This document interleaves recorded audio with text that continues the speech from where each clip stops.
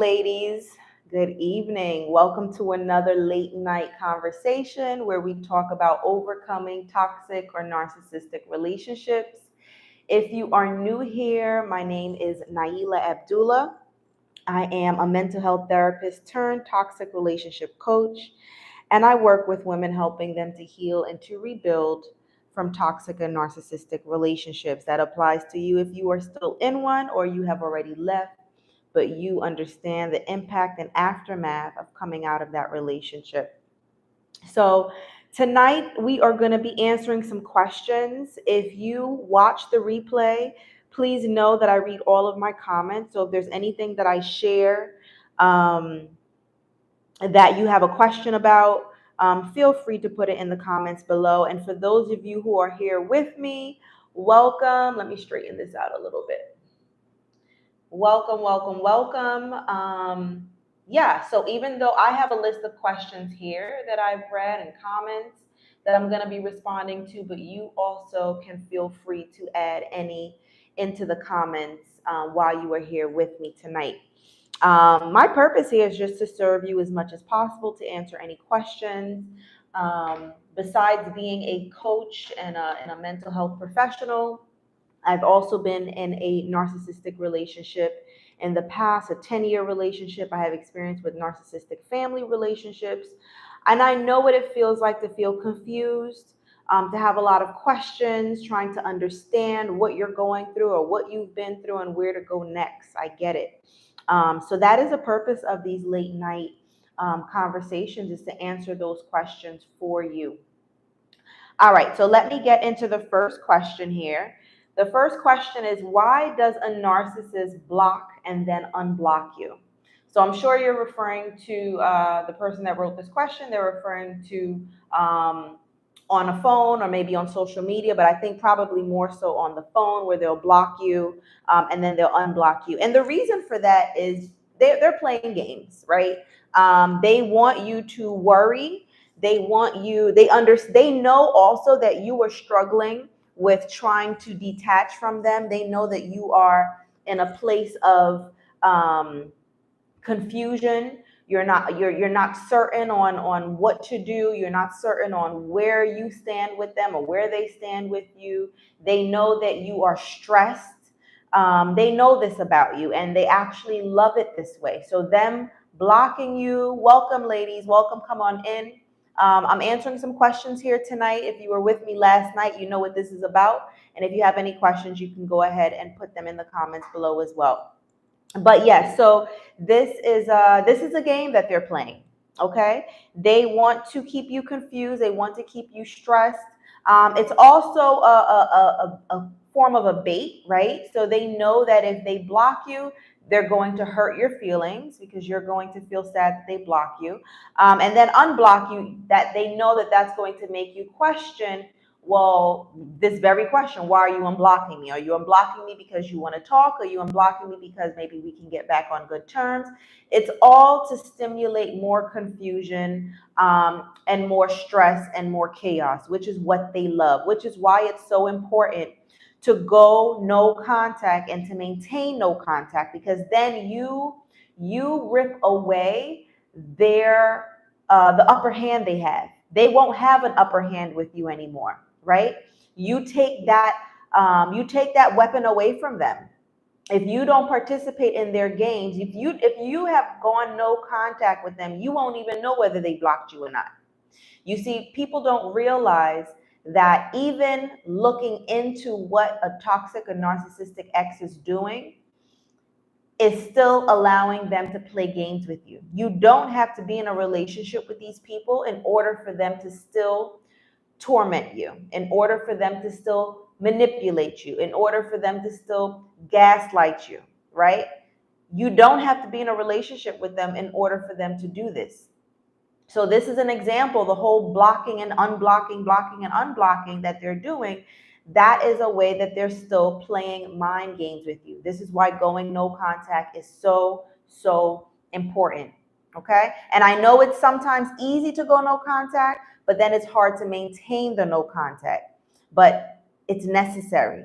Okay. Because any access you give, And that's even in the form of looking into them, checking their number, checking their social media, allowing a friend or a family member to come back to you and tell you what they heard about what's going on in their life. That's all impacting you. And the thing is, when you come out of these relationships, you are more fragile than the average person. Even more of a reason that you need to make sure you go no contact. And yes, it is challenging to maintain it. If it's hard for you to do it on your own, get support. Okay? The next question I'm going to answer is, do they know they are being manipulative? And by they, they're referring to toxic and narcissistic people. Do they know they are being manipulative and abusive? I'm confused by what I've read. They are or aren't aware. Which one?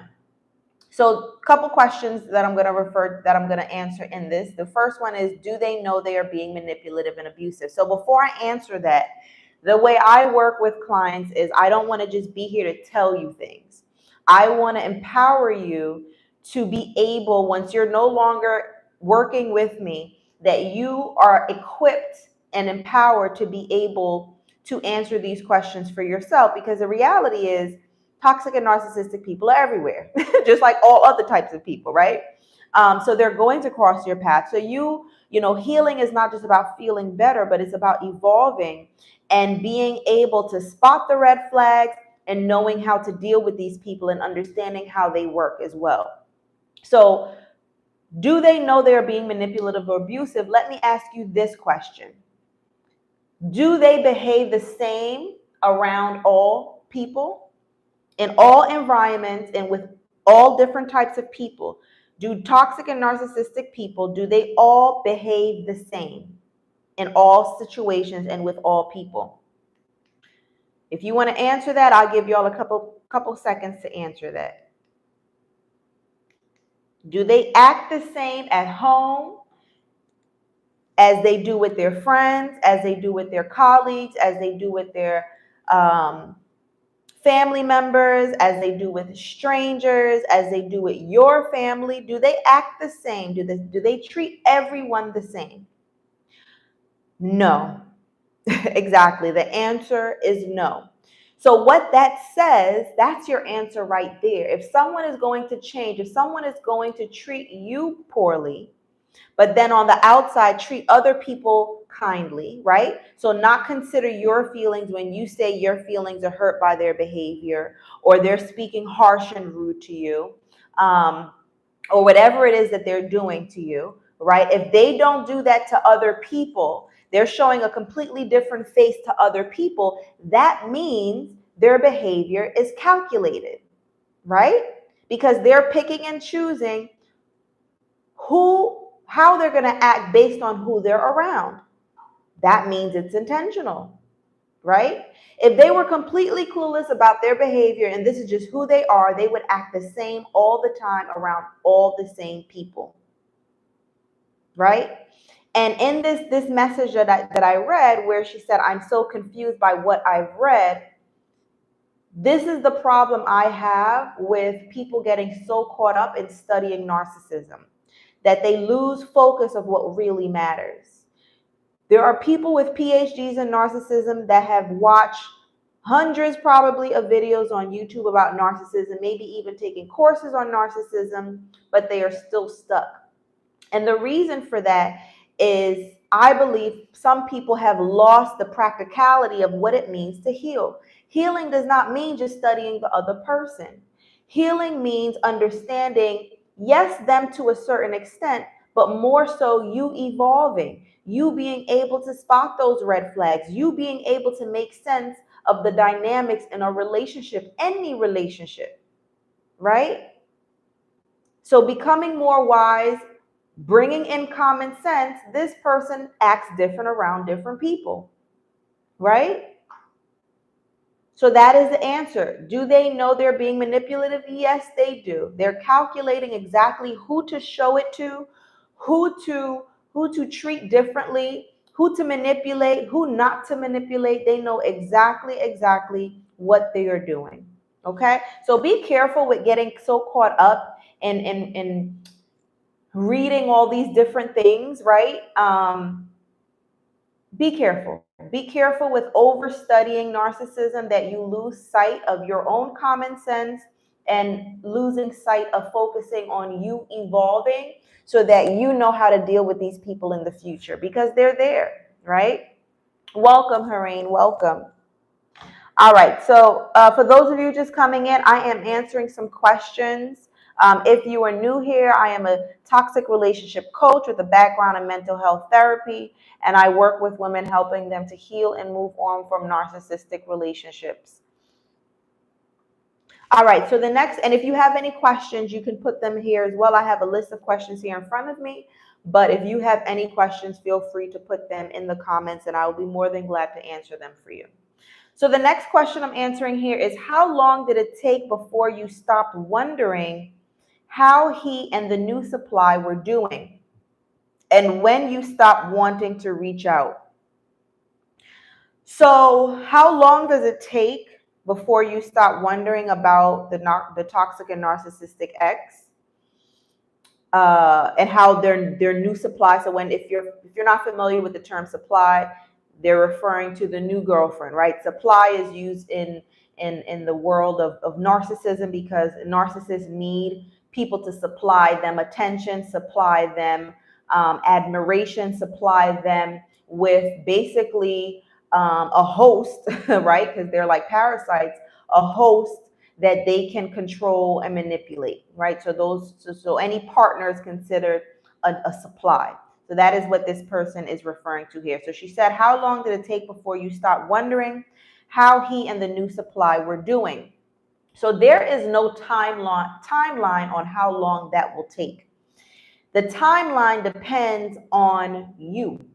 It depends on how fast you are going in your healing journey. So what that means is that when you come to a certain level of healing, you understand the beast that you were dealing with. And I say beast because when you realize they were a beast, or they are a beast or monster, you come to a place of acceptance. You're not looking at them as a monster or beast out of anger, right? And this is further along in the healing journey. But you accept them that they are a monster, and who cares what a monster is doing, right? So when you come to that place of, you're no longer looking at them through the lens of the fantasy that you created around them. This is something I talk a lot about in my program, The Relationship Detox, is the fantasy that we create around toxic and narcissistic partners, right? When you are in the relationship with them, as you're dating, right? But definitely once you get in a relationship with them, you create a fantasy around them of what you want them to be like, what you want to experience in your relationship, where you're completely, and I call it a fantasy because you're getting these red flags, you're getting these signs, but you're ignoring them or you're suppressing them because you are hyper focused on the fantasy that you created around them. But once you get to a certain place in your healing journey, if you get to that place, hopefully you do, you have broken through that fantasy, right? And you now accept them for who they are. And once you accept them for who they are, which is the monster that they are, you couldn't care less about what's going on in their life or with the new supply, right? So how long does it take until you get to that point? It's really how long it takes until you work on your healing. And getting out of the relationship doesn't mean you automatically heal, right? It's about doing the work, going through that process of understanding the dynamics of the relationship you had with them, understanding, their behavior, understanding your response to their behavior, understanding, how and why you ignore the red flags, understanding what parts of you needs to change, to make sure you don't end up in a situation like that, where you can get to a place of acceptance, where you can get to a place of releasing the anger, right? That is all a part of doing the work. And it sounds like a lot, I know, and don't let me scare you away, but it is possible. I went through it myself. I've helped women through it as well. So it is possible. Okay. But that is how long it would take to get you to the point where you are no longer, you're not concerned about them or their new girlfriend, right? Because you actually have no interest in what's going on with someone like that, right? You just want them out of your life.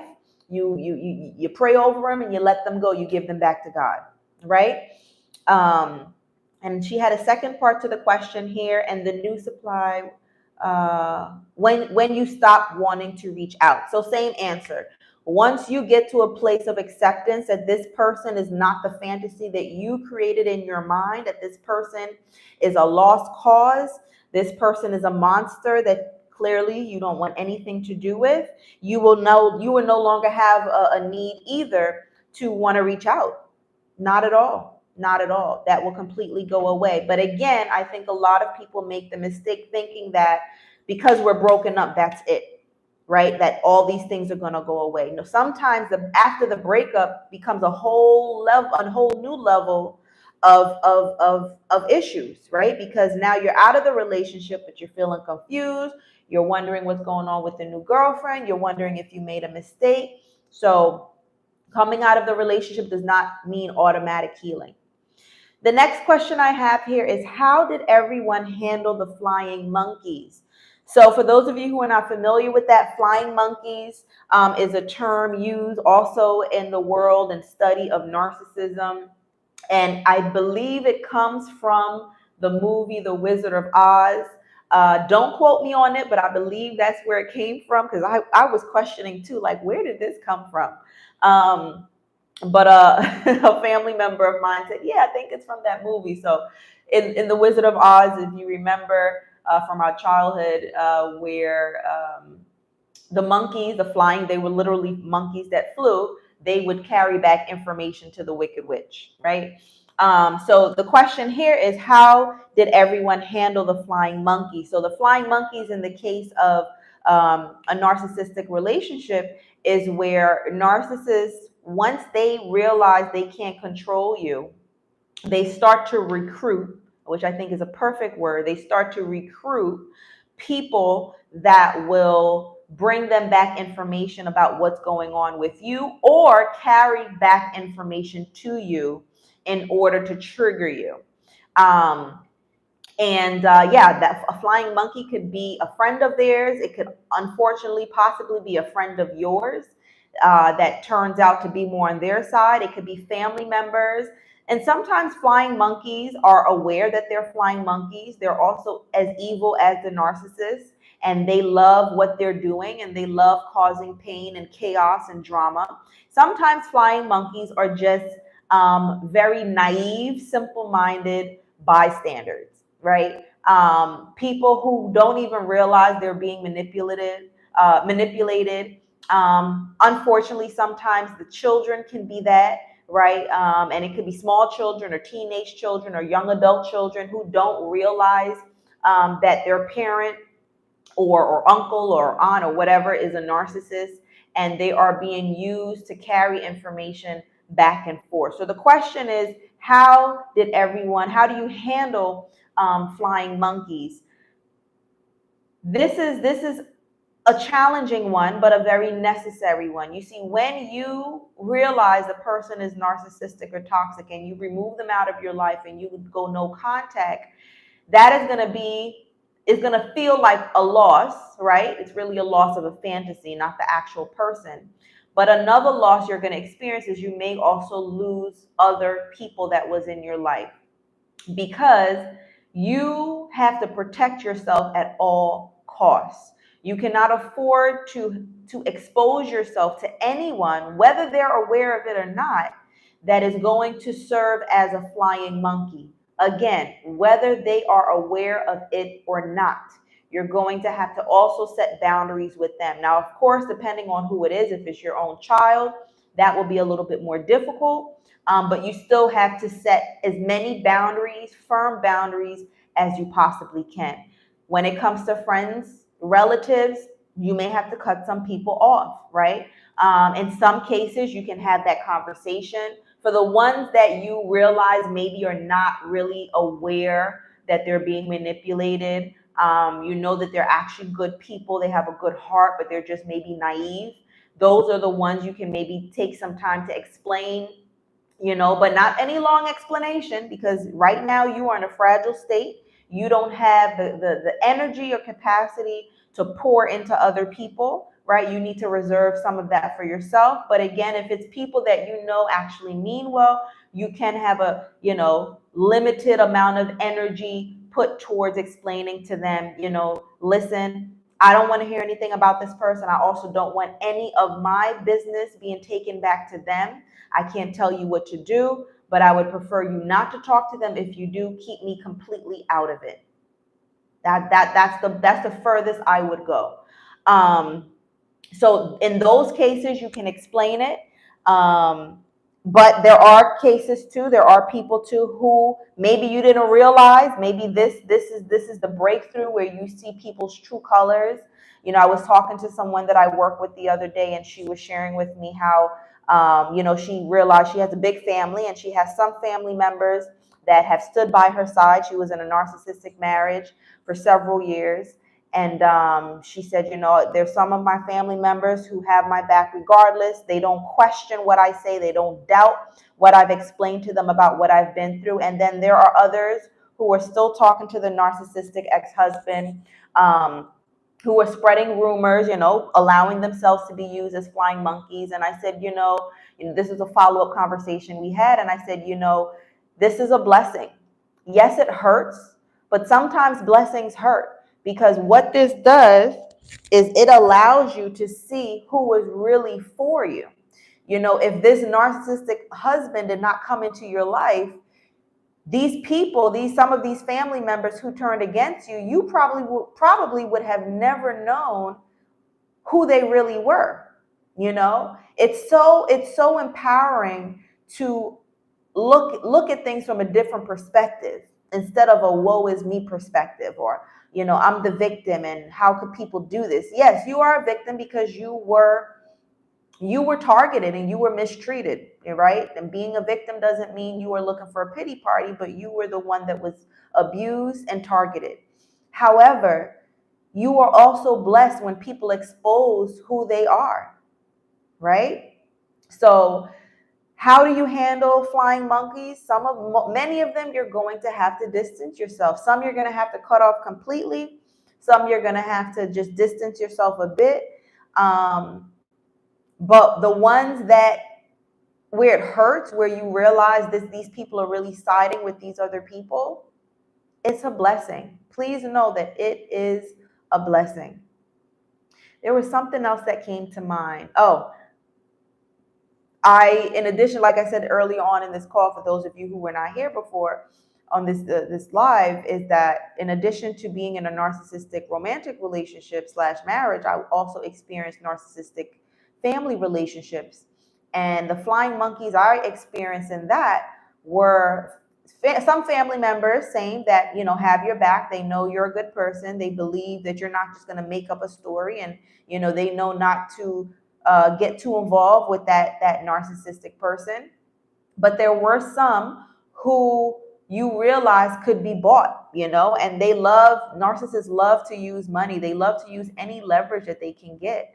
So, I had to realize, there was some that I had to cut off completely. And then there were some that I had to distance myself from, because I knew that even though they knew that, some of these family members were narcissistic and destructive, I knew that if they were to be offered, money or offered an opportunity, they would quickly hop on it and completely forget the conversation I had with them.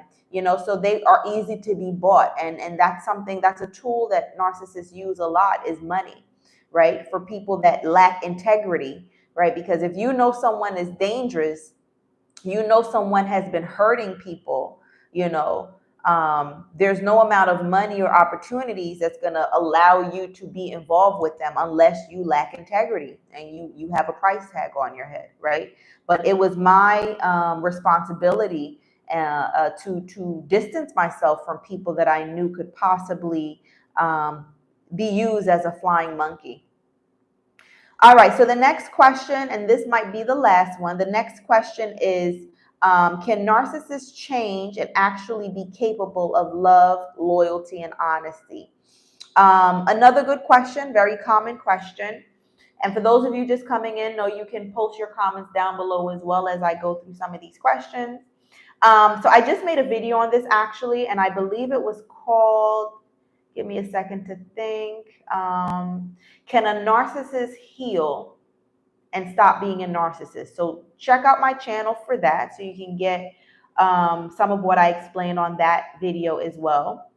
But the short answer to this is no.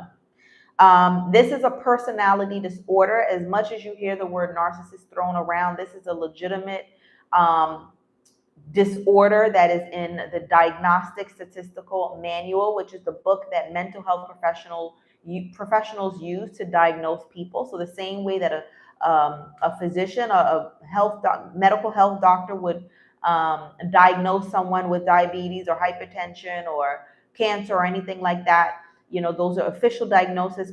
Narcissistic personality disorder is an official diagnosis in the mental health field. And according to studies, a personality disorder cannot be changed. In rare cases, it can be managed. But as I said, it's rare because most of the times people with the essence of what a narcissistic personality disorder is, they are full of themselves and they don't see any flaws in themselves. And even if they go through a period where they say, yeah, I should do better, I can be better, they never really go towards that because it is so against their nature, right? It's like taking an animal out of the wild, you know, a lion, and thinking you're going to bring it home and care for it, and it may not eventually turn on you, right? Because it's in its nature, okay? So the answer to that, short answer to that is no, they cannot change. They are not capable of love. They are not capable of loyalty. They are not capable of honesty. These are all outside of their personality. That is a big pill to swallow, a hard pill to swallow. I do get that.